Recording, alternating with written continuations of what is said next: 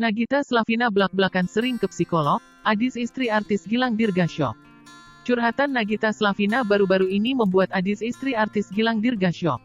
Pasalnya, ibu dua anak itu mengaku bahwa dirinya sering ke psikolog. Ya, Nagita Slavina mengakui tak cuma 1 atau 2 kali mendatangi ke psikolog. Istri Raffi Ahmad itu menyebut dirinya kerap dan sering konsultasi ke psikolog.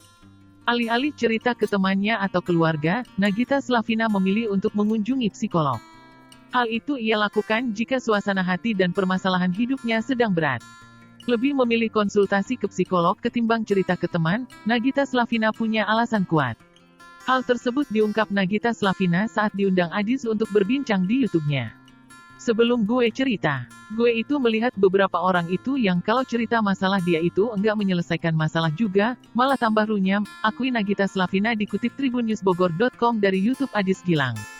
Kamis tanggal 26 Mei tahun 2022. Malah jadi nambah beban pikiran, timpal Adis. Iya, kadang kita kan cerita karena pengin cerita doang, sambung Nagita Slavina. Di depan Adis, Nagita mengakui bahwa ia sering sekali mendatangi psikolog. Mendengar pengakuan Nagita, Adis syok seraya tak percaya. Kalau gue mendingan ke psikolog kalau udah parah, akui Nagita Slavina. Tapi pernah, tanya Adis. Sering. Ya enggak sering-sering banget sih, tapi beberapa kali gue ikut. Karena orang salah terka, dikiranya ke psikolog buat orang yang ada gangguan, sebenarnya enggak. Menurut gue malah lebih aman, ungkap Nagita Slavina. Bukan untuk berobat, Nagita Slavina mengaku sering datang ke psikolog hanya untuk curhat. Gue beberapa kali ke psikolog itu bukan biar masalahnya selesai. Tapi gimana cara kita menghadapinya? Jadi lebih di-guide pandu perspektifnya, imbuh Nagita Slavina. Sering datang ke psikolog. Nagita Slavina merasa bersyukur karena bisa mengendalikan rasa sedihnya. Mendengar cerita Nagita detail, Adis tersenyum.